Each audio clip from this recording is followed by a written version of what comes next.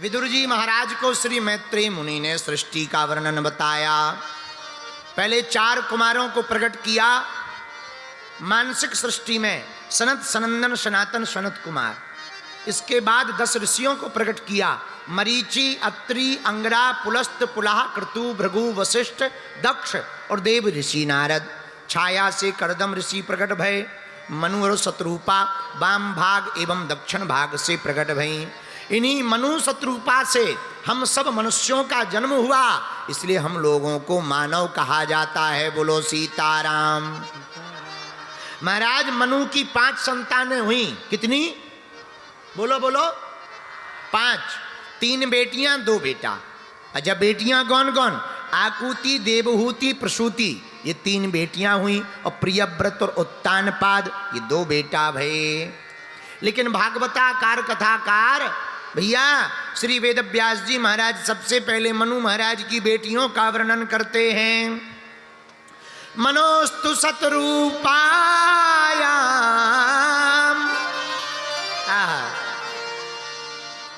त्रिष्टा कन्यश्च जगिरे। जो 3 कन्याएं हुई, आकुति, देवहूति, प्रसूति, उसके बारे में वर्णन किया। मनोस्तु शतरूपायाम, त्रिस्ता कन्यश्च जगिरे, आकुति देवहूतिश्चा प्रसूतिरिति विश्रुता। जो बड़ी बेटी थी आकुति, आकुति का विवाह रुचि प्रजापति के साथ में हुआ।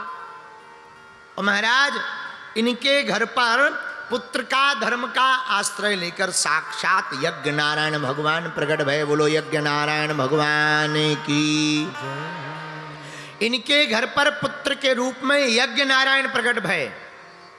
और महाराज यज्ञ नारायण का विवाह दक्षिणा नाम की कन्या से हुआ, इसलिए कोई भी यज्ञ बिना दक्षिणा के अधूरी है। बोलो सीताराम। यहां भी यज्ञ चल रही है, दक्षिणा चढ़ा दी हो, जय जय हो जय। यज्ञ नारायण का विवाह दक्षिणा नाम की कन्या से हुआ। दूसरी, सुखदेव जी कहते हैं परीक्षित जी, इधर मैत्रेय मुनि विदुर जी को सुनाते हैं, देवहूति माँ का विवाह करदम जी के साथ में हुआ।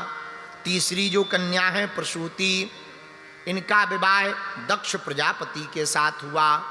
दक्ष प्रजापति के साथ प्रसूति का विवाह हुआ और इनके 16 कन्याएं हुई। 16 कन्याओं में 13 बेटियां तो धर्म की पत्नियां बनी। 13 बेटियों का विवाह धर्म के साथ हुआ। बची 3। उन 3 में एक बेटी का नाम था स्वाहा, जो दक्ष की बेटी थी। एक बेटी का नाम था स्वाहा। स्वाहा नाम की बेटी अग्निदेव को ब्याही गई। बची 2 में एक बेटी का नाम था सुधा। सुधा नाम की बेटी का विवाह पितरों के साथ हुआ। बची 1, उनका नाम था सती, और सती का विवाह भोले बाबा के साथ में हुआ। ब्रह्मा जी के कहने पर हुआ, लेकिन इनके कोई संतान नहीं हुई। तो परीक्षित जी बोले महाराज जरा हमें बताओ इनके संतान क्यों नहीं भई? बोले बीच में ही सती ने प्राण त्याग दिए। महाराज जरा बताओ हमें विस्तार से। तो सुनो, क्या हुआ कि एक बार ब्रह्मा जी ने राजा दक्ष को प्रजापति बना दिया। प्रजापति घोषित किया तो सम्मान समारोह रखा। तो सम्मान समारोह में सब देवता आए, तो शंकर जी भी आए, विष्णु जी भी आए। तो जैसे ही, अच्छा नेताओं की आदत होती है नेता हमेशा लेट आते, तो थोड़ा राजा दक्ष लेट आए। सब देवता बैठे थे तो सबने खड़े होके स्वागत किया, पर 3 लोग खड़े नहीं भय, ब्रह्मा जी, विष्णु भगवान और शंकर जी। ब्रह्मा जी तो पिताजी हैं, विष्णु भगवान परदादा हैं, और शंकर जी ने सोचा वाह हम भी ब्रह्मा जी और हम में और भगवान विष्णु में अंतर ही क्या है, तो वो भी बैठे रहे। पर आदमी की नजर होती है, 100 लोग प्रणाम कर लें, एक ना करें, उसी पे नजर जाती है। 10 लोग राम राम कर लें, एक ना करें, उसी पे नजर जाती है। ये कौन है भैया, जरा इसका पता करो कौन है। सब लोग खड़े, 3 लोग नहीं खड़े। राजा दक्ष की खड़े लोगों पे नजर नहीं गई, जो बैठे हैं उन पे गई। अब पिताजी को क्या कहें, पर दादाजी को क्या कहें, पर शंकर जी को देख करके दिमाग खराब हो गया।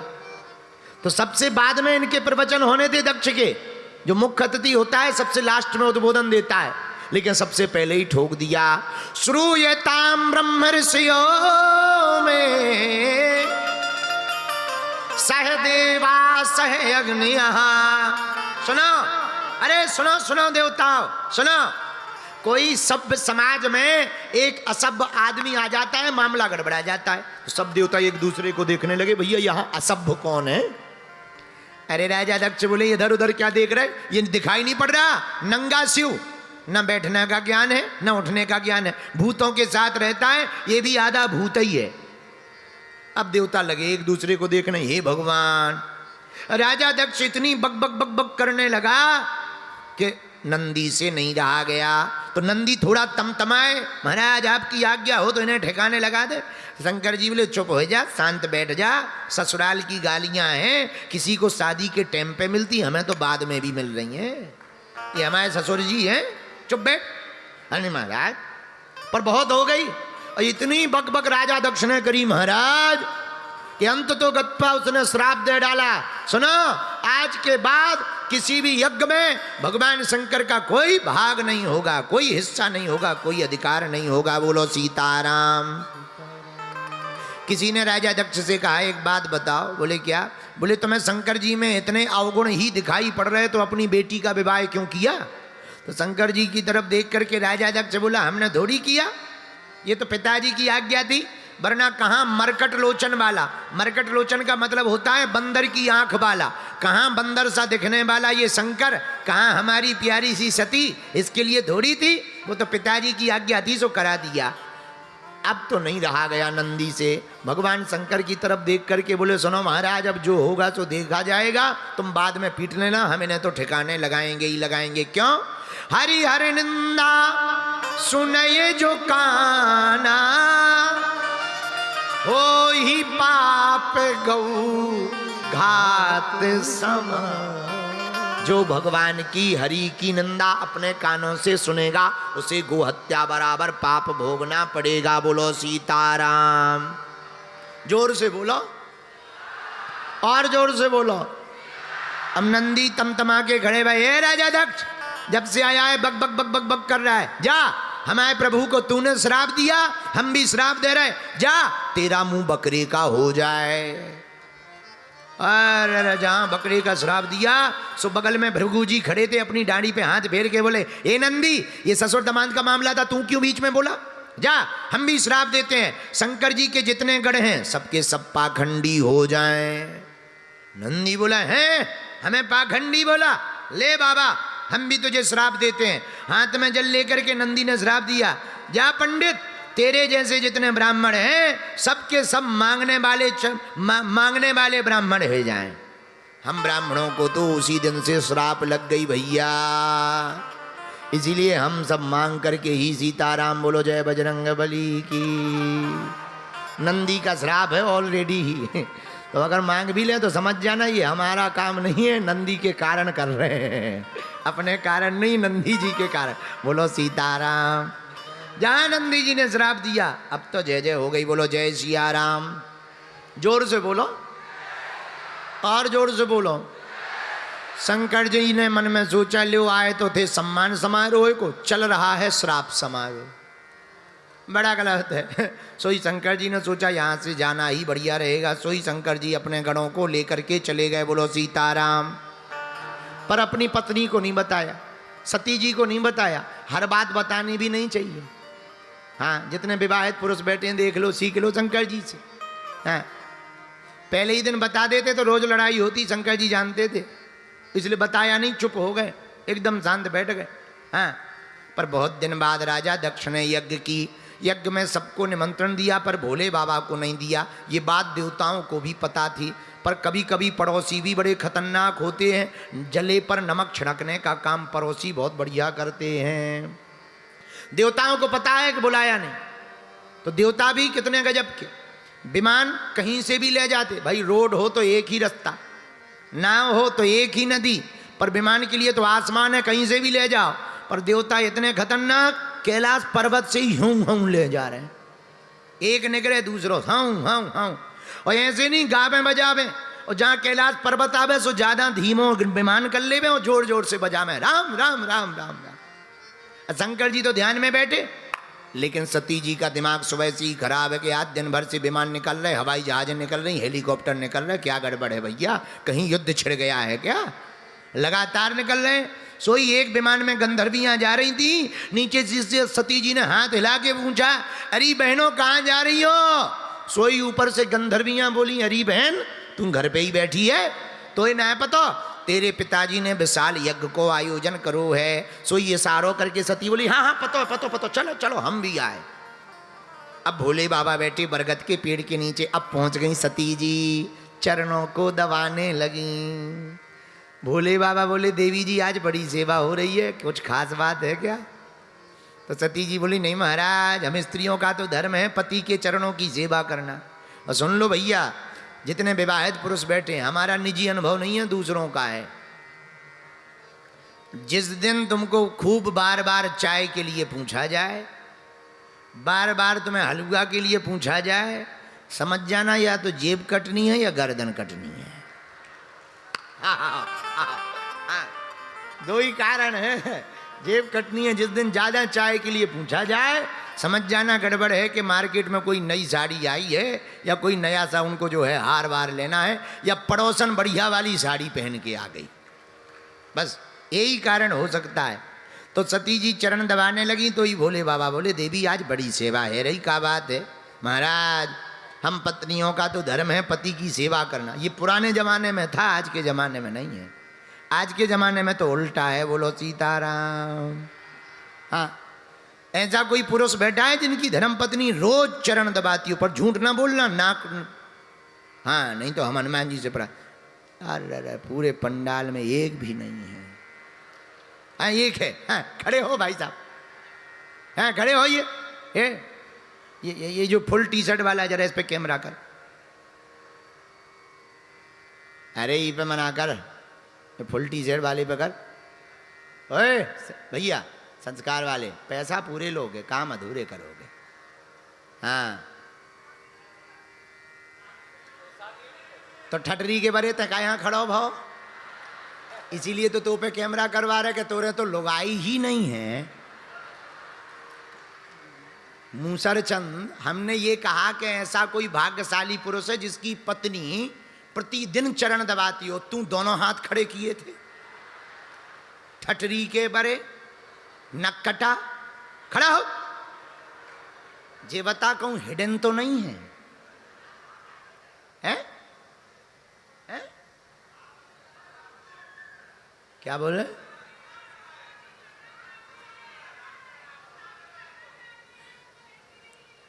शादी करना चाहते हो तो क्या हम मैरिज ब्यूरो खोलें का? ठटरी के बरे हैं, हम मैरिज ब्यूरो खोले बैठे का हैं? तो पता दोनों हाथ क्यों खड़ा किए थे ये बता पहले। जब तेरी शादी नहीं हुई, लुगाई नहीं है, और हम प्रसंग बोल रहे लुगाई लुगवा से संबंधित, तू हाथ क्यों खड़ा किए था ये बता पहले, हैं? हम ऐसे शर्मा रहे जैसे नई दुल्हन ते ही बन रहा हो है। ठटरी के बारे, हाँ भाग्यशाली पुरुष तुम खड़े हो, जरा हाफ शर्ट वाली तुम आई हो गई। अच्छा साथ ही में आए, आई हैं, रोज सेवा करती। अच्छा ऐसा तो नहीं कि वो बगल में बैठी तो उन्होंने धक्का दे हो कि हमारी नाक बचा ले, सो तुम खड़े हो गए हो, हैं? सही में बहुत भाग्यशाली हो भाई, ताली बजाओ। जितने विवाहित पुरुष बैठे इनके दर्शन करो, बहुत भाग्यशाली हो भैया। कहाँ की है तुम्हारी घरवाली? है गोरखपुर, उस तरफ अच्छी होती हैं। हम भाई लोग हमसे पूछेंगे तो हम बता देंगे भाई, बताओ बहुत अच्छा, बहुत बढ़िया, बहुत भाग्यशाली हो लोग। हम आशीर्वाद दे रहे तुम्हें, तुम दोनों की जोड़ी जुग जुग जी है। अच्छा जो बताओ, प्रभाव में सेवा करती है कि स्वभाव में? स्वभाव में तो और ज़्यादा भाग्यशाली है। चलो भगवान की बड़ी कृपा है, पूरे पंडाल में नाक तो बच गई। पुरुषों की। पहले के ज़माने में चरण सेवा करती थीं माताएं अपने पतियों की। अब आज के ज़माने में हनुमान जी ही बचावे, पर सती जी चरण सेवा कर रही। सती अपने पति भगवान महादेव के चरण सेवा कर। विवाहित स्त्री का धर्म है पति के चरणों की सेवा करना। जो विवाहित स्त्री श्रद्धापूर्वक पति को परमेश्वर मानकर सेवा करती हैं, निश्चित रूप से भगवान की कृपा से आहा उनके घर घर नहीं मंदिर रहता है। पर पुरुष का भी समर्पण होना चाहिए। अगर पत्नी का समर्पण हो तो पति का भी समर्पण होना चाहिए। भोले बाबा ने कहा देवी आज बड़ी सेवा हो रही, क्या बात है महाराज? हम स्त्रियों का धर्म है। हाँ वो तो हम समझते हैं महाराज, एक निवेदन करें? हाँ करो। आप अब देखो शब्द शैली सुनना सती जी की। महाराज आपकी ससुराल में आपके ससुर जी ने यज्ञ का आयोजन किया है, आप चलोगे? बोले बाबा बोले निमंत्रण आया है। तो सती जी बोली निमंत्रण तो नहीं आया पर डाक गड़बड़ा गई होगी। हमारे पिताजी हमसे बहुत प्रेम करते हैं। अब देखो भोले बाबा कितने सहनशील हैं, आज तक जो बात को छिपा कर रखा आज बताए देवी उस दिन ऐसा ऐसा हो गया था इसलिए तुम्हारे पिताजी हमसे नाराज हैं।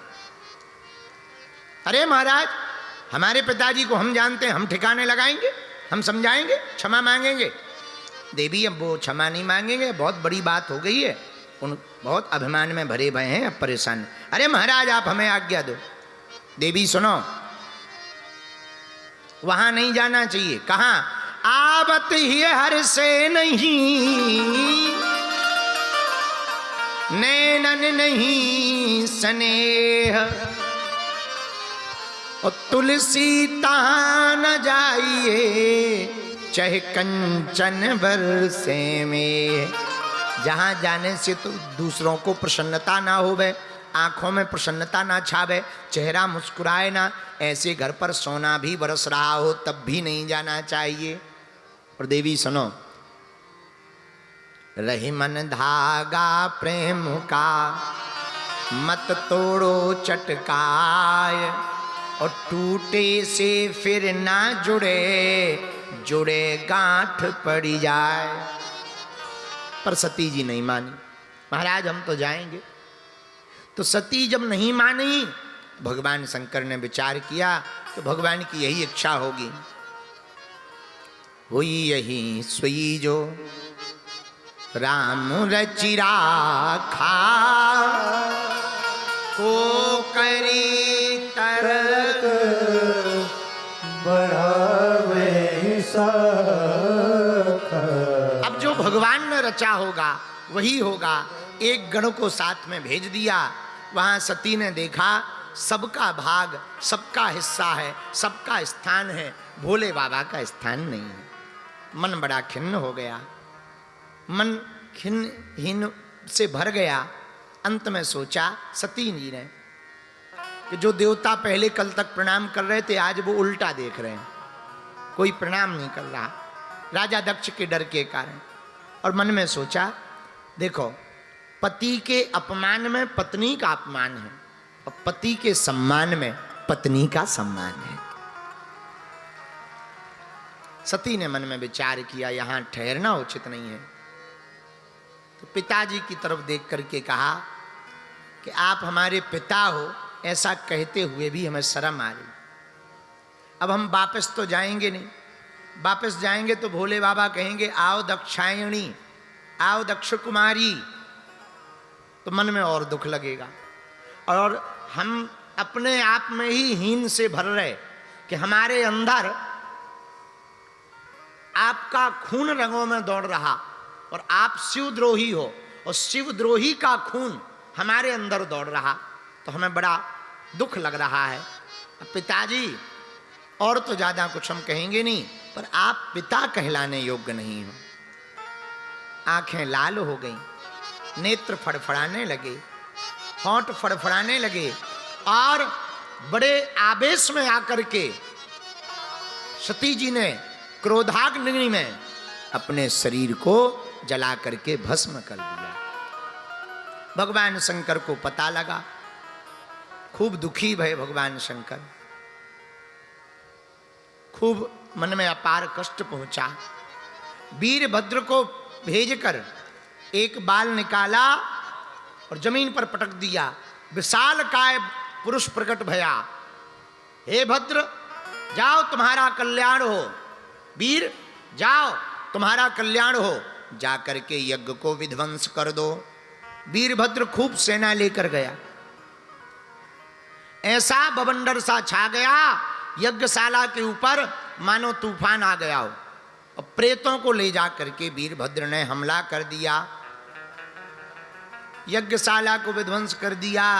जो ऋषि मुनि हंसी कर रहे थे सती जी की, सती जी को देख करके जो चिढ़ा रहे थे, यत्र तत्र खड़े हो रहे थे, मुंह टेढ़ा कर रहे थे, वीरभद्र जी ने एक एक करके सबका हिसाब किताब कर दिया।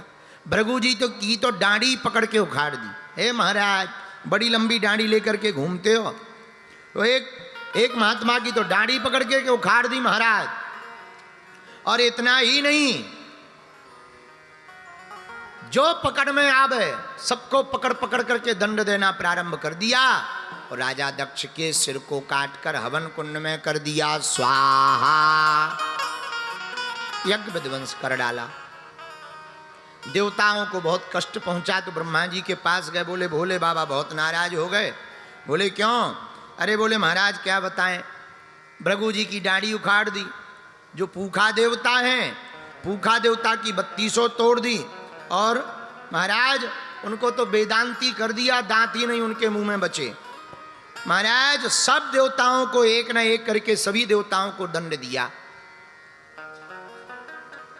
ब्रह्मा जी बोले देखो भाई, हम लोग तो गए नहीं, तुम गए हो, अपने मन से गए हो, इसलिए कष्ट पा रहे हो, अब करें क्या?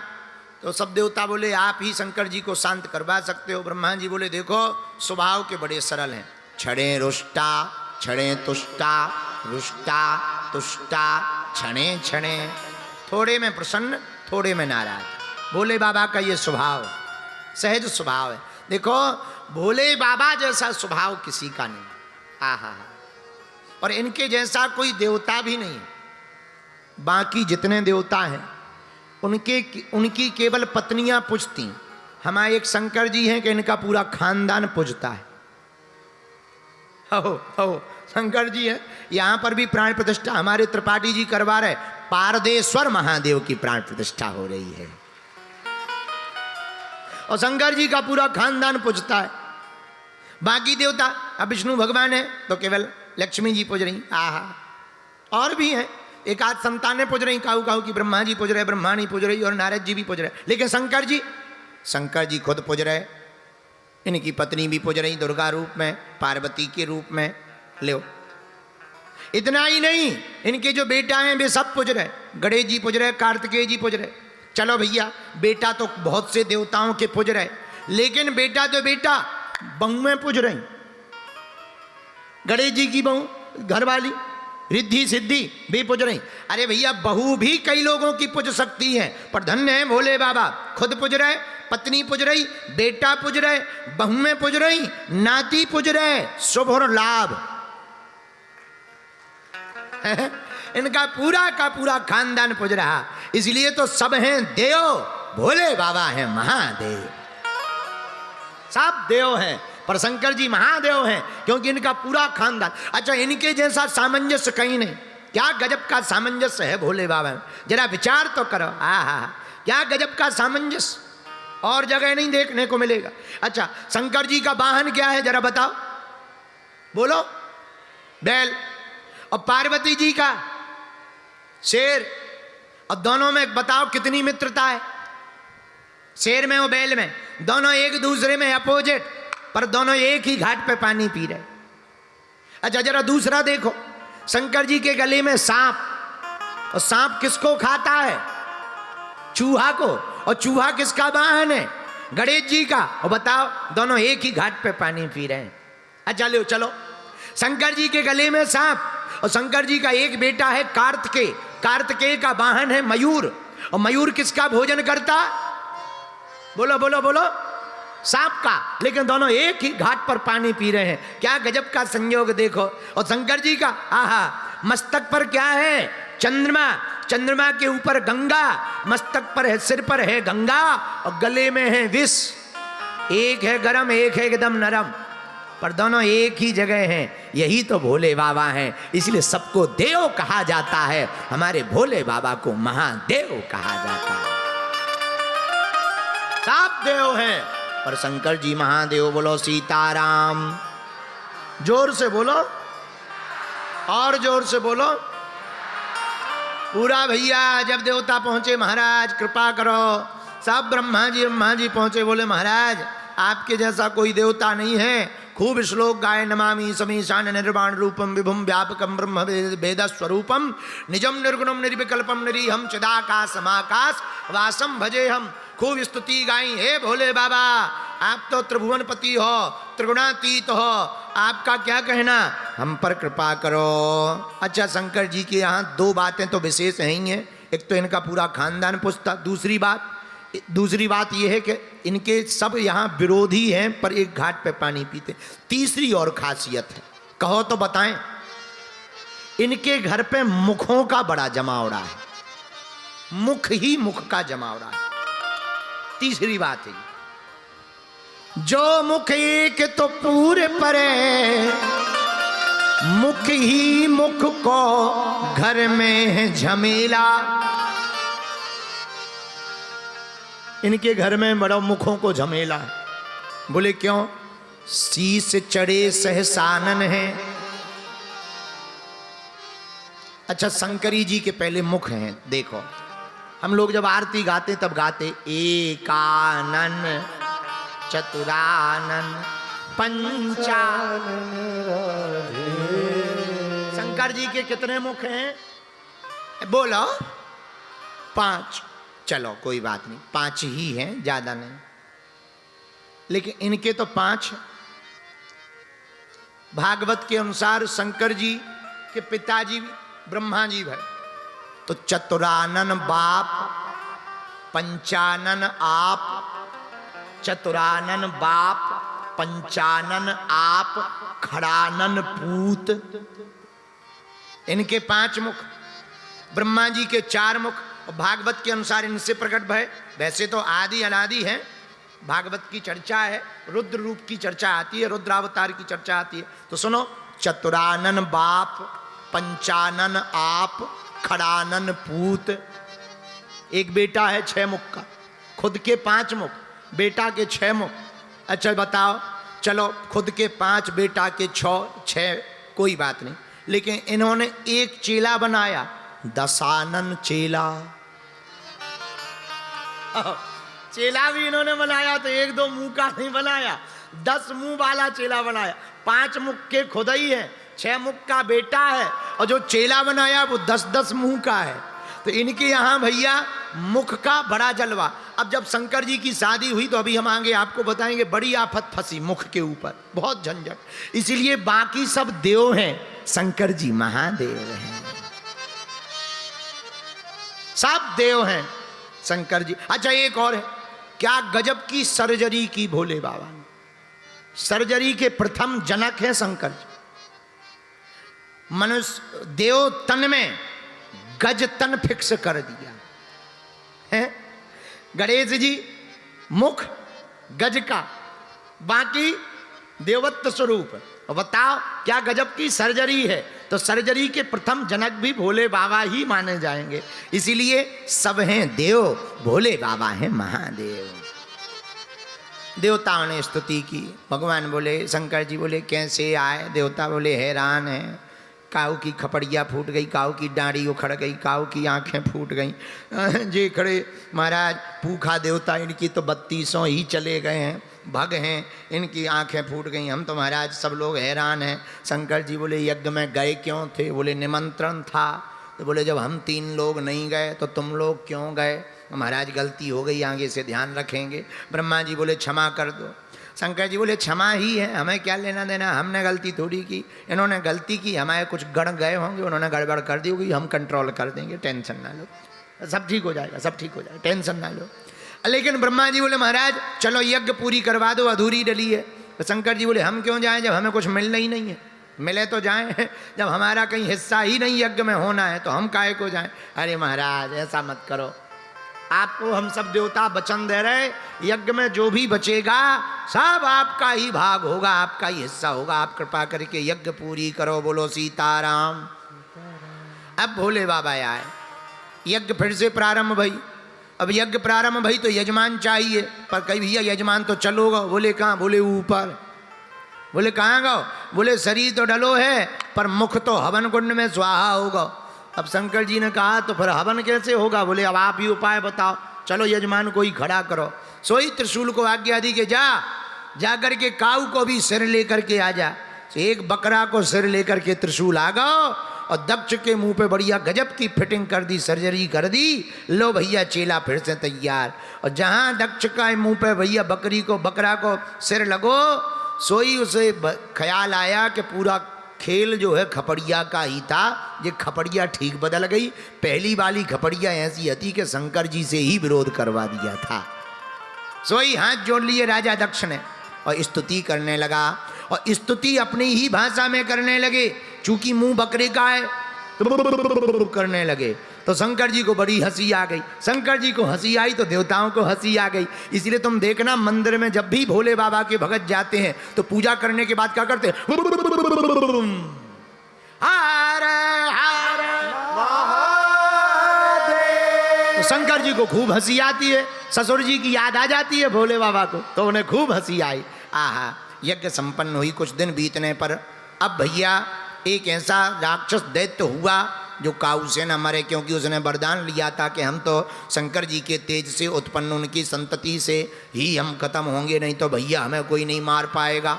सब देवता ब्रह्मा जी के पास गए, महाराज हाँ भोले बाबा की शादी करवाओ, जब शादी होगी तभी तो संतति होगी।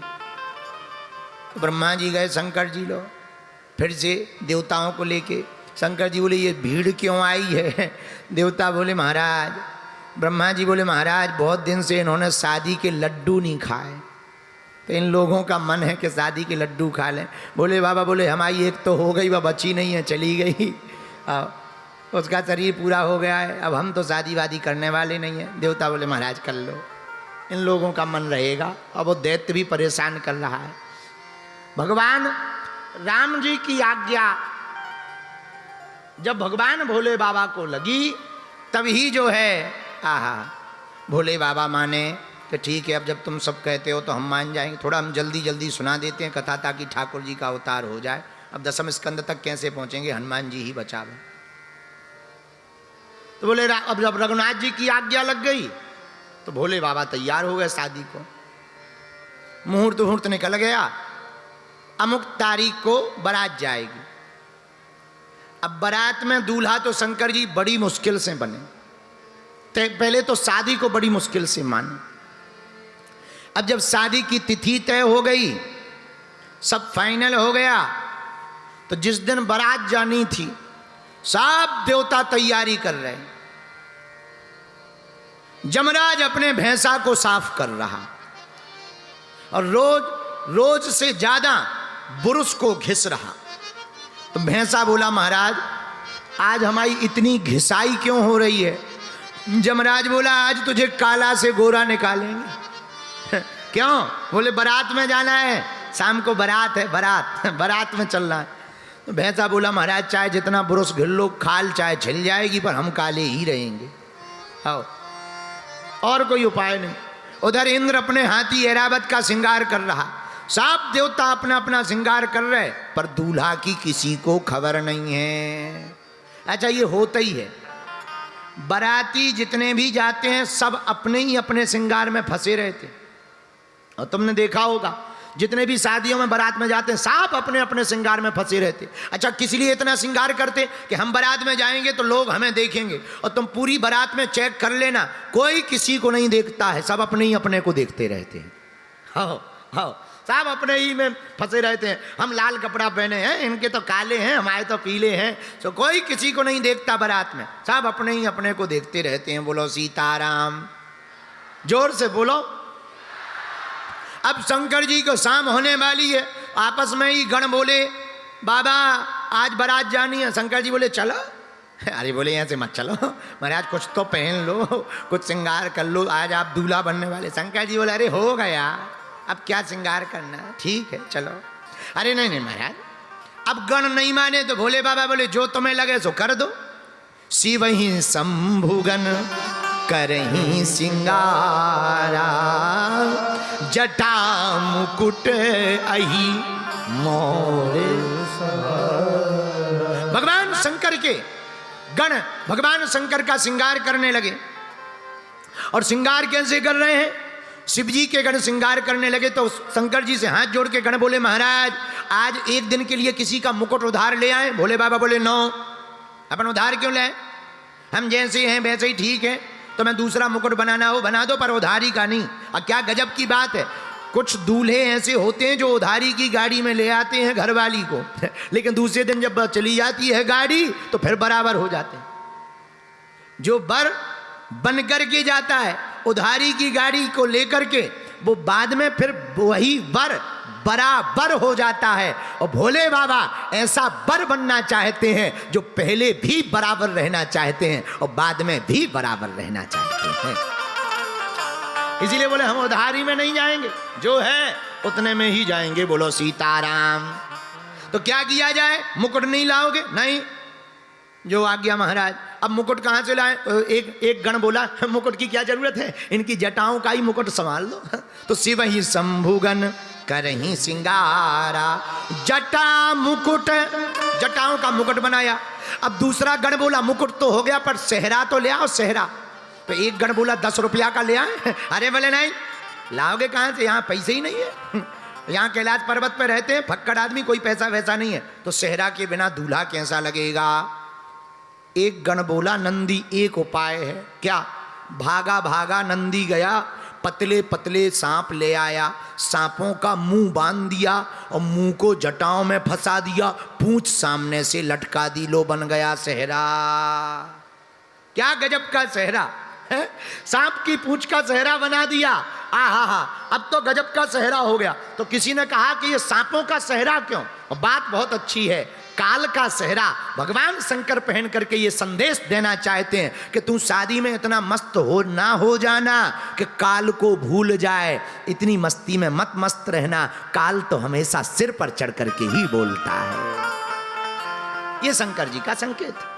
इसलिए जटा मुकुट अहि मोर सवार। अब भैया लो मुकुट हो गया, कुंडल कंकन पहिरे ब्याला, कुंडल कंकन पहिरे ब्याला, तन विभूति पट के हरि, तन विभूति पट के हरि। कानों में कुंडल किसका पहनाए? अब कुंडल सोने चांदी के तो मिलेंगे नहीं, तो नंदी ने छोटे छोटे सांपों के बच्चों के कुंडल बना दिए।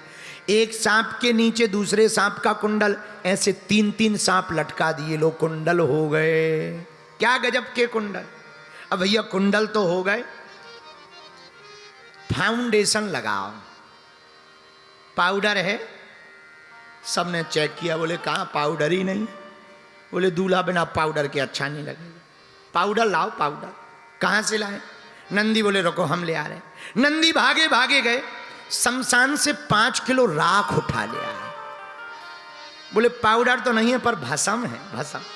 अच्छा, एक होता है लगाना, एक होता है थोपना। लगाई थोड़ी गई, भस्म ली और पूरे शरीर में थोप दी। एक तो शंकर जी का स्वरूप पहले ही कर्पूर गौरम करुणा,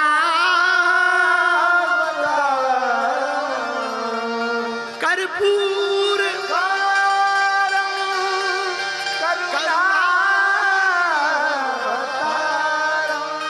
ऐसे ही कपूर की तरह ऊपर से भस्म। इतना विचित्र भेष, और गण सब हंसे, क्या गजब का भेष लग रहा, कितने सुंदर लग रहा है। अब भोले बाबा खड़े भय, भोले बाबा बोले अच्छे लग रहे, बोले बहुत अच्छे लग रहे, चले। अरे महाराज कछु नीचे तो पहन लो, शेरवानी पहन लो, शेरवानी। भोले बाबा बोले नहीं, हमें ऐसे ही ठीक है, हमें कपड़ा पहनने से बहुत अकबकाई होती है, इसीलिए तो हम यहाँ रहते हैं, हमें नहीं पहनना।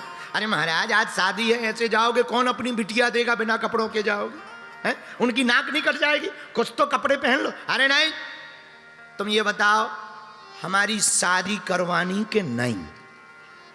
नंदी बोले महाराज धमकी। शंकर जी बोले धमकी नहीं, हम जैसे हैं वैसे ही चलेंगे। अरे तो नंदी बोले महाराज शेरवानी ना पहनो, कम से कम कमर में तो कछू बांध लो, इज्जत तो ढांक लो, इतना तो कर ही लो। तो अब पहने क्या, अब तौलिया तो थी नहीं कि तौलिया पहन लें या टावल पहन लें। तो भगवान शंकर से गण बोले आप खड़े हो। अब शंकर जी जैसे ही खड़े हुए तो जिस मृगछाला पे बैठे थे वही मृगछाला कमर में लपेट दी। लेकिन अब मृगछाला में बटन हो तो रोके, उसमें कौन सा बटन है कि कमर में वो रुक जाए। तो कहा कि क्या करें, तो सबने विचार किया, बोले एक काम करो, बोले एक गण की ड्यूटी लगा दो, वो पकड़े ही रहेगा। लेकिन तब तक दूसरे बोले कहीं ऐसा ना हो उसका हाथ दर्द करने लगे, वो बीच भांवर में छोड़, आफत हो जाएगी, आफत हो जाएगी, बीच भांवरी में इज्जत गड़बड़ हो जाएगा। तो क्या किया जाए, कहीं ये वाला उपाय भी ठीक नहीं, दूसरा उपाय खोजो। क्या उपाय है, बोले एक उपाय है। बोले क्या, नंदी भागे भागे गए, भारी बड़ो कालो कालो सांप पकड़ लिया है, और सांप पकड़ के कमर में पहले मृगछाला लपेड़ी, उसके ऊपर सांप को लपेट के सांप से बोले सुन, दुनिया पलट जाए पर तेना खिसकी, दुनिया खिसक जाए, पृथ्वी खिसक जाए पर तू मत खिसकना। नाग भी मुंबई का ही था, नाग रहा होगा मुंबई का, रहता होगा भिवंडी में। वो बोला तुम टेंशन ना लो, तुरंत उसने फन में अपनी पूंछ मुख के पास लपेट ली, कमर में जोर की गांठी कर ली, और फन ऐसा करके बोले टेंशन ना लो हम बैठे हैं। अब हो गया, हाथ में त्रिशूल लिया, डमरू ली। भोले बाबा बोले अब बताओ हम कैसे लग रहे हैं। गण बोले बाबा ऐसे बताएं, आज तक ऐसे कभी नहीं लगे, बहुत प्यारे लग रहे हो। सब नजर उतारने लगे भोले बाबा की, और भोले बाबा भी ऊपर से नीचे तक आज तक ऐसा श्रृंगार किया ही नहीं। तो वे भी अपने रूप को देखें, थोड़ा माला को ठीक करें, थोड़ा नाक को ठीक करें। अपने सांप से बोले सुन अच्छे से रहना, आज शादी है। और सांप भी बोलो महाराज चिंता ना करो, गले में जो सांप था वो बोला चिंता ना करो। और नंदी कमर वाले सांप पे उंगली दिखा के बोले सुन, भूल नहीं जाना कि तू खिसक जाए। 2 बार कहा पर वो सांप भी भिवंडी का ही था। अब शंकर जी ने डमरू बजाई, डमरू बजाई तो गण नाचने लगे, गण नाचने लगे तो शंकर जी भी नचने लगे। अब शंकर जी भी नचने लगे तो नंदी भी नचने लगा, नंदी भी नचने लगा तो जो सांप कमर में बंधा था बोले हम ही रह गए, सब नच रहे, हम ही बार रह गए, और पूरी बारात का मजा सब लेंगे और हम नहीं ले पाएंगे, बड़े परेशान हो जाएंगे। तो जो कमर में सांप बंधा हुआ था उसने सोचा क्या किया जाए। बोले और तो कोई उपचार नहीं है, वहां तो जब बारात घर वहां पहुंच जाएगी लड़की के घर तब तो नहीं नच पाएंगे, अबे मौका है, अभी बारात निकली भी नहीं है। तो वो भी धीरे से खिसक गया, चूंकि भिवंडी का था, बंबई का था। अब वो भी नंदी नच रहे, भृंगी नच रहे, श्रृंगी नच रहे, सब गण नच रहे, तो नाग भी एक कोने में लगा नचने। अब जब पूरा नृत्य हो गया, डमरू बंद भई, और नंदी ने देखा कि मृगछाला तो उतरी पड़ी, अब कहीं और डली, और भोले बाबा अपनी वही। तो कहा महाराज इज्जत, पर ये बताओ सांप कहां है। अब चूंकि वो मुंबई का था, भिवंडी का था, तो खोजा गया, कोने में पाया, और अभी भी वो टून बंद हो गई, फिर भी तो नंदी ने पकड़ा, बोले ये क्या है। बोले थोड़ा हम भी बाराती बन गए। बोले तुम्हारे बारात के चक्कर में उधर इज्जत। बोले नहीं अब गलती हो गई, अब नहीं होगी। नंदी बोले सुनो अब गलती मत करना। और महाराज अब थोड़ी करेंगे, एक बार गलती होती है, बार बार थोड़ी। फिर से कमर में मृगछाला बांधी, सांप ऊपर से लपेड़ा। देवता आए, मन ही मन महेश मुस्काही, सब भगवान शंकर मुस्कुरा रहे हैं। देवता आए, देवता बोली ये कौन है? भोले बाबा बोले हम ही तो हैं दूल्हा। और देवता तो ठीक है, देवता के साथ में जो देवतानियाँ आई, उनकी पत्नियाँ आई, वो नीचे से ऊपर तक भोले बाबा को देख के मुंह टेढ़ा कर करके हंसे। देवता आपस में बोले जिस प्रकार से दूल्हे राजा सजे हैं, इन्हें तो कन्या पूरे विश्व में ही नहीं मिलेगी। तो एक देवता बोलो और तो सब ठीक है, इनके चक्कर में रसगुल्ला भी मुश्किल है, इनके चक्कर में स्वागत अगर मिले पानी मिल जाए यही बहुत है, वरना जिस प्रकार का भेष बनाए लठ मिलने योग्य है। हाँ, स्वागत तो दूर की बात है, इनके में तो दूसरी पूजा की तैयारी है, ऐसा दूल्हा है। तो बोले क्या करें, इसलिए तुम रामायण पढ़ना। तो रामायण में महाराज जी एक बड़ी अद्भुत है, बहुत विचित्र बात है महाराज जी। विचित्र बात यह है कि रामायण में राम जी के विवाह के बाद पंगत का वर्णन है, लेकिन शंकर जी के विवाह में पहले पंगत का वर्णन है। क्यों? क्योंकि देवताओं ने मीटिंग करी। अब बोले एक काम करो, बोले क्या, हम लोग आगे चल के पहले पंगत ले लो, फिर बाद में दूल्हा आएगा, तो चाहे शादी कैंसल हो चाहे जो, पर रसगुल्ला तो कभी जाएंगे। तो देवता आगे चले गए, बोले बाबा अकेले रह गए। बारात जाने लगी, बाबा नंदी से बोले ये बताओ बाराती कहाँ है? नंदी धीरे से बोले जिस हिसाब से आप बैठे हो इस हिसाब से तो एक भी बाराती नहीं हो सका था। बोले क्यों? रोज शंकर जी सीधा बैठते थे, आज नंदी पे उल्टे बैठे, पूंछ पकड़ के, रोज सींग की तरफ, आज पूंछ पकड़ के बैठे। तो नंदी बोले ये ऐसे क्यों बैठे हो? बोले आज शादी है। बोले महाराज शादी है तो कोई पूंछ पकड़ के बैठता है, पर भगवान शंकर का इसमें भी सिद्धांत बहुत स्पष्ट है। भोले बाबा ने सोचा बारात जाएगी तो बारात में विष्णु भगवान भी जाएंगे, वो जाएंगे तो दूल्हा आगे रहता, बाराती पीछे रहते। अगर बाराती पीछे रहेंगे तो भगवान पीछे रहेंगे, हमारी पीठ रहेगी तो शुभ नहीं होगा, इसलिए उल्टे करके बैठे ताकि भगवान की तरफ हमारा मुख हो जाए। भगवान की तरफ मुख होना चाहिए, इसलिए भोले बाबा उल्टी बैठे। बोलो सीताराम। पर बारात पूरी आगे चली गई। नंदी बोले, शंकर जी बोले बारात कहाँ है? बोले वो तो गई। बोले भाई अपन बारात के बिना जाएंगे तो गांव वाले क्या कहेंगे, इनके कोई रिश्तेदार ही नहीं है, कोई है भी नहीं। तो नंदी बोले आप आज्ञा करो, आपके कोई रिश्तेदार हो तो बुलाएं। शंकर जी बोले हमारे तो कोई रिश्तेदार खास है नहीं है, एक ही रिश्तेदार है, वो आगे ही निकल गए। बोले कौन?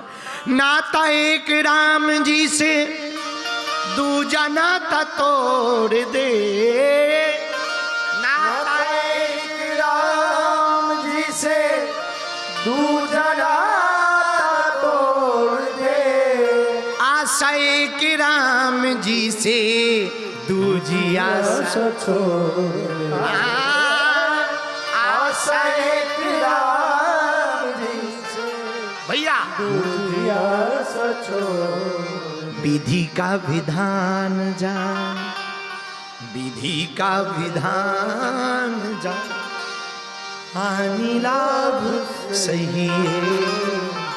सीताराम सीताराम सीताराम कहे, सीताराम सीताराम सीताराम कहे, जाहि विधि राखेरा ताहि विधि रहिए, जाहि विधि राखेरा ताहि विधि रहिए। एक ही रिश्तेदार हैं। अच्छा हाँ, तो शंकर जी बोले अब करें क्या? नंदी बोले आप बताओ। शंकर जी बोले एक उपाय है। बोले क्या? हमारे अपने वाले पर्सनल रिश्तेदार बुलाओ। बोले ये कौन है? नंदी बोले ये कौन है? बोले वाह, शमशानों में रहते हैं बेचारे, कोई नहीं पूछता है, उनको ही बारात में बुलाए दो। कौन? भूत प्रीत पिशाच साकनी डाकनी अरे जिंद वीर बेताल, इनको बुलाओ। नंदी जी ने तुरंत डमरू बजाई, हर हर महादेव बांसुरी हो, डाकड़ी हो, वीर हो, बेताल हो, जिंद हो, बाबा शंकर की बारात चल रही। आ जाओ। जितने भूत थे मानो तैयार ही बैठे थे। सो कोई भूत 6 मुंह का आ गया। एक भूत को गर्दन है ही नहीं, ड्राम जैसा लुढ़कता आ गया। एक भूत के हाथ नहीं है, आ गया। किसी भूत के पैर नहीं है, आ गया। एक भूत के चारों दिशाओं में मुख है, वो भी आ गया। अच्छा, दिक्कत हमें नहीं, दिक्कत होनी है घरातियों को। जब पंगत बैठेगी तो उन्हें टेंशन है कि कौन से मुंह में पत्तल रखें, पूरब वाले को कि पश्चिम वाले को। एक भूत इतना गजब का, मुंह है ही नहीं, पेट भर है, हाँ, और वो चल रहा है और किसी के भी घल जाता है तो लोग कहते हैं, और भूत कहते अंधे हो क्या? बोले हम तो अंधे हैं पर तुम्हें तो दिखाई दे रहा है। अब बताओ, ऐसे भी भूत आए। आओ, अब भूत तो भूत है, सब पूरी दुनिया के भूत जुटे। भारत के भी भूत गए।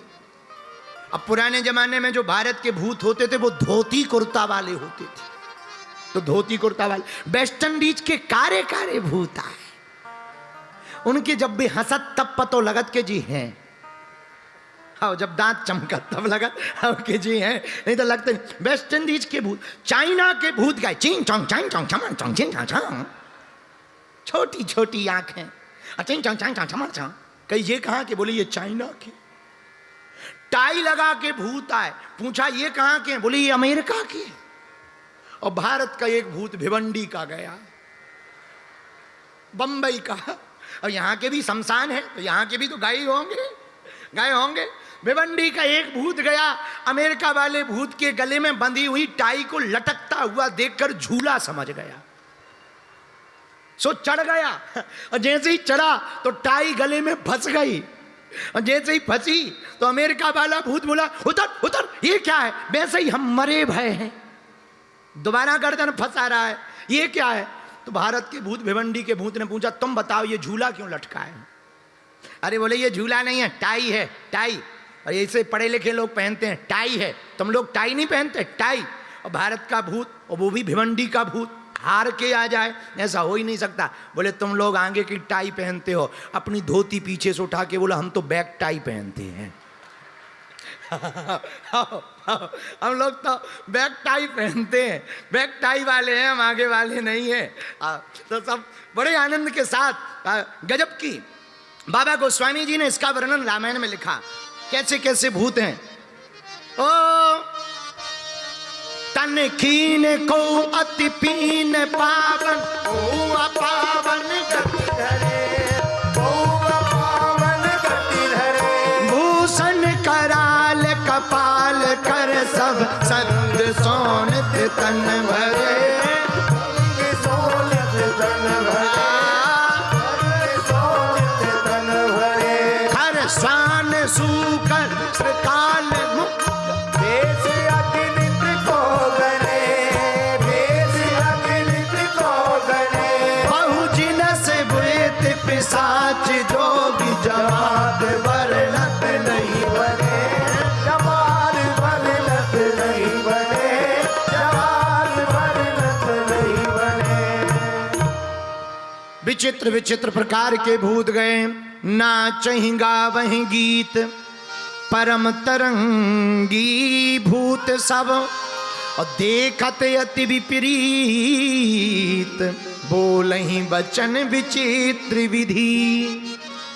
विचित्र भाषाओं में प्रेत बोल रहे। शंकर जी बोले ये क्या है? बोले ये बारात है। बोले बाबा भूतों से बोले कहो कैसा लग रहा? भूत बोले जिंदा में तो गए, मरे में पहली बार बारात जा रहे हैं।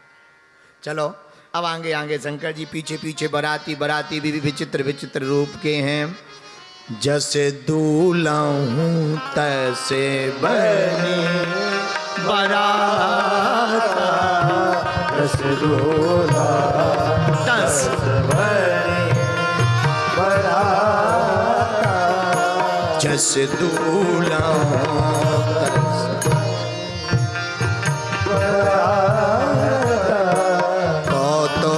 विविधे हो मग जाता,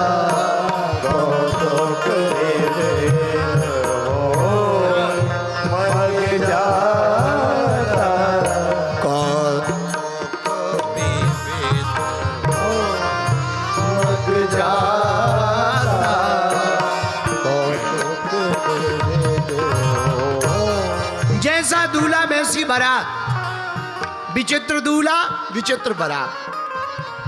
बारात गई तो पहले देवता पहुंच गए।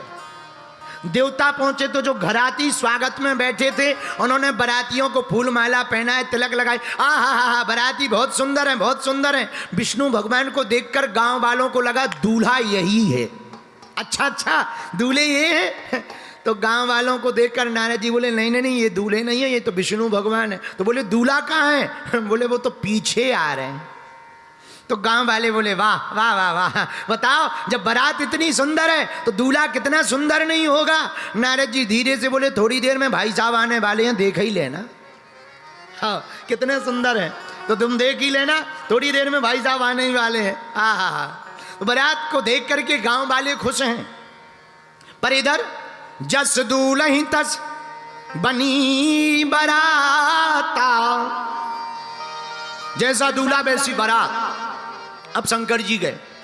अब देवता पहुंचे तो देवता जाते ही बोले ले आओ पंगत, पहले सब खा पी लो, फ्री हो जाओ। तो दूल्हा के सब बारातियों ने, सब देवताओं ने खा पी लिया, फ्री हो गए। अब शंकर जी की एंट्री भई। अब भोले बाबा आए, पूरी सेना को लेकर के आए। जैसे ही आए तो गांव वालों को खबर पहुंचाई दूल्हा आ रहे हैं, दूल्हे राजा। तो कहा चलो स्वागत लेके चलो। तो फूल माला ले गए, तिलक का चंदन ले गए, पानी ले गए, मिर्चवानी ले गए, शरबत ले गए। और जैसे ही शंकर जी आए और भूत प्रीत बगल में भूत प्रीत प्रेत पिशाच जिन्नात, अरे चार मुंह वाले भूत, एक मुंह वाले भूत, लुढ़कत भूत, भैया गाता हुआ भूत, चाइना के भूत, वेस्ट इंडीज के भूत। तो जो स्वागत में लगे थे सब थाली फेंक भगे, सब घर गए। जैसे ही हाँपी से भरे भय, एकदम श्वास भरी, सीना से हाँपी भरी। घर वाले बोले क्या हुआ? अरे बोले वो बाद में बताएंगे, पहले खिड़की बंद करो, खिड़की बंद, दरवाजे बंद करो, दरवाजे बंद। अरे घर वाले बोले दरवाजे बाद में, हुआ क्या? अरे बोले बारात आई, ऐसा लग रहा है जैसे जमराज आया हो। यमराज बाराती थोड़ी है, जमराज है, जम की सेना है। गांव वाले पूरे डर गए, गांव में हल्ला मच गया, भैया बारात बहुत विचित्र है। तब नारद जी घर गए, डरो ना, ये भूत तो हैं पर ये चिपकने वाले भूत नहीं है, ये तुम्हें चिपकेंगे नहीं, क्योंकि इनके साथ में स्वयं भूत भावन भोलेनाथ बैठे हुए हैं। तब गांव वालों की दम पड़ी। अब आए, स्वागत हुआ तो कहा चलो भंडारा कर लो, भोजन हो जाए, इसके बाद में आगे का कार्यक्रम होगा। अब बारात पंगत में बैठी तो पहले ही देवता पा चुके थे, अब भूतों की पंगत भई। अब भूतों की पंगत हुई तो बड़ी गजब की हुई। सब भूत बैठे। अब एक भूत, अब पत्तल वाले पत्तल लेके गए तो पत्तल परस हैं, पर एक भूत इतना गजब का कि उसे पता ही नहीं खाना क्या है, सो वो पत्तल ही चबा गए। और जब पूरी वाला आया तो बोले पत्तल कहाँ है? बोले वो तो खा गए, पूरी कहाँ दोगे? तो दूसरा पत्तल आया तो एक बूढ़े से आदमी बोले चल खीर ले जा, खीर परस, खीर। तो जो आदमी खीर की बाल्टी लिए खड़ा था, अब वो कपे, चार मुंह वाले भूत बैठे। अब बूढ़े कहा है ले जा, डर मत, परस। सो जो खीर जवान हाथ में लिए था वो बाल्टी पटक के बोला तुम ही परस दो। बोले डर क्यों रहा है? अरे बोले हमें ये लग रहा है खीर की जगह हमें ही खा जाएगा। आओ, चार मुंह। अब पत्तल वाला आगे बढ़ा, जैसे ही आगे बढ़ा तो चार मुंह वाला भूत। अब पत्तल वाला टेंशन में पूरब पश्चिम या उत्तर दक्षिण कौन सी दिशा में डाले। एक भूत का इतना गजब का मुंह ऊपर की तरफ है, अब आसमान में तो पत्तल फिट करेंगे। अब कहा कि इन्हें कहा डाल। एक भूत इतना गजब का मुंह है ही नहीं, वो भी पंगत में बैठा। अब पत्तल वालों पत्तल लिए खड़ो तो पेट से आवाज आई डाल पत्तल। तो जो पत्तल लिए था वो डर के बोला डालना कहाँ है? अरे बोले आगे डाल दे। तो पत्तल वाला बोला तुम्हारे तो मुंह ही नहीं है, तुम क्या खाओगे? तो पेट से आवाज आई तुझे क्या लेना देना। अरे पत्तल वाले बोले भाड़ में गया, लो जी धर दो। पत्तल धरे। अब सबको पंगत दी गई, प्रसाद पाया। अब शंकर जी को भोजन करवाया गया, पर वहां भी गड़बड़। शंकर जी के यहां क्या गड़बड़? शंकर जी के यहां ये गड़बड़ है कि भोले बाबा के साथ में 2-2, 3-3 जन हैं, अकेले नहीं हैं। भोले बाबा के दूल्हा के भेष में 2-2, 3-3 लोग। कौन कौन? हाँ, जरा देखो क्या अद्भुत दर्शन है। पहला तो भोले बाबा, दूसरा चंद्रमा, तीसरा भुजंग, भुजंग यानी सांप, और तीनों के भोजन अलग अलग। और तीनों के भोजन क्या क्या है? भेंट चाहती गंग है। आहा, गंगा को भोजन नहीं चाहिए, भेंट चाहिए। बोले भैया सुना, ये भोजन नहीं पाएंगी, भेंट लेती हैं गंगा जी। और पर ये जो भुजंग है ये दूध चाहते भुजंग, तो कहा भैया चलो इनकी इनकी व्यवस्था कर दो। पर चंद्रमा क्या? अर्घ चाहते चंद्रमा, चंद्रमा को अर्घ चाहिए। पर भोले बाबा क्या? भोला के प्रिय भंग, इनको भी अलग प्रसाद। तो सबको अलग अलग भोजन की व्यवस्था की गई। आहा, सब लोग विराजमान भय, बड़े आनंद के साथ में भोले बाबा का ब्याह भया। आहा, मंगलमय महोत्सव जब हुआ और जब उत्सव पूरा हो गया, खूब विस्तार है, अगर हम विस्तार बताएंगे तो आज फिर निकल ही जाएगा तो खूब विस्तार तो करना उचित नहीं है। समय अनुकूल के अनुसार भोले बाबा का विवाह खूब मंगलमय हुआ। सब देवता प्रसन्न भये और भोले बाबा गौरा जी को लेकर, पार्वती जी को लेकर के पुनः कैलाश पर्वत पे आए। पर सबसे ज़्यादा सुख दुनिया में किसी की पत्नी को है तो वो भोले बाबा की घरवाली पार्वती जी को है। पूछो कैसे? पूछो। अब बता रही हैं तो ये और बता दें, प्रेस की टेंशन नहीं, क्योंकि भोले बाबा कपड़े ही नहीं पहनते, तो प्रेस होना ही नहीं है कपड़े तो प्रेस की टेंशन खत्म। एक टेंशन ये, अच्छा लाइट की झंझट नहीं है पार्वती को। चंद्रमा मस्तक पर ही है तो लाइट जानी ही नहीं है, ना इन्वर्टर की टेंशन है ना लाइट की टेंशन। अच्छा ट्यूबवेल की भी दिक्कत नहीं कि भाई अब गर्मी आ गई है तो ट्यूबवेल में पानी नहीं है, अब टैंकर मंगवाओ, अब ये करवाओ, ये झंझट भी खत्म। पार्वती जी को कितने कितने सुख हैं। गंगा सिर पर है, जब कहो तब बाल्टी लेके खड़ी हो जावे, बस लो थोड़ा सा हो, थोड़े बाबा थोड़े टेढ़ो करो मुंह, सोई बाल्टी भर जाएगी। तो जल की भी टेंशन नहीं है। तो धन्य है भोले बाबा। इसलिए तो हम फिर से कहना चाह रहे, बाकी सब हैं देव पर भोलेनाथ है महादेव।